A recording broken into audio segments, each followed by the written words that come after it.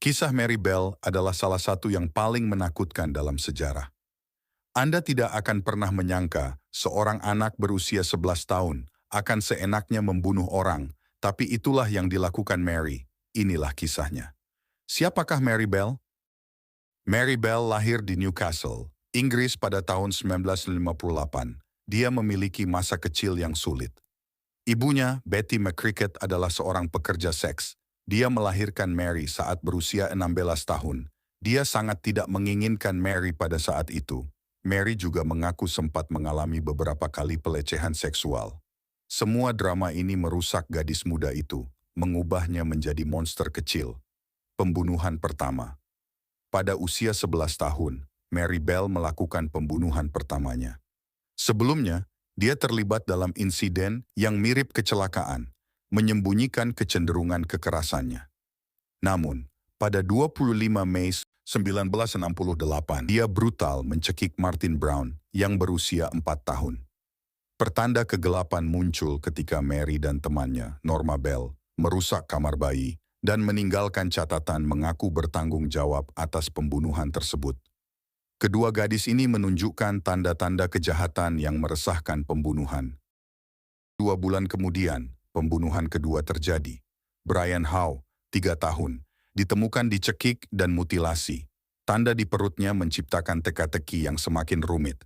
Investigasi membawa polisi pada Mary dan Norma, mengungkap keterlibatan kedua gadis ini dalam kedua pembunuhan.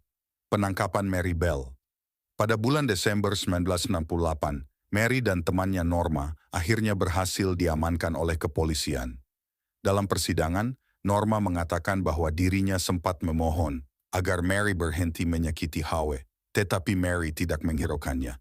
Norman juga mengaku bahwa Mary meminta dirinya agar tidak membocorkan pembunuhan itu kepada siapapun atau Mary akan membunuhnya. Norma pun akhirnya dibebaskan dari kasus tersebut. Sementara itu Mary yang mengaku membunuh hanya untuk kesenangannya, dijatuhi hukuman penjara selama 12 tahun. Ia dipenjara di penjara anak Red Bank Community Home. Apa yang terjadi pada Mary Bell setelah pembunuhan dan di mana dia sekarang rupanya?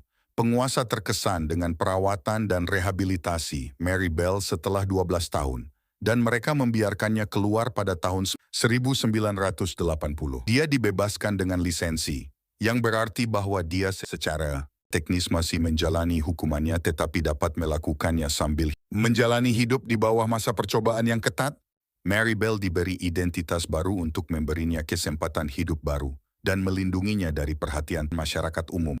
Meski begitu, dia terpaksa berpindah beberapa kali untuk menghindari kejaran masyarakat umum yang entah bagaimana selalu menemukan cara untuk melacaknya. Segalanya menjadi lebih buruk bagi Bell setelah dia memiliki putrinya pada tahun 1984. Putri Bell tidak tahu tentang kejahatan ibunya sampai dia berusia 14 tahun, dan sebuah surat kabar menemukan suami ipar. Bell melacak mereka berdua. Tak lama kemudian, sejumlah jurnalis mengepung rumahnya dan berkemah di depannya. Keluarga tersebut harus meninggalkan rumah mereka dengan spray menutupi kepala mereka. Saat ini, Mary Bell berada dalam tahanan pelindung di sebuah alamat rahasia.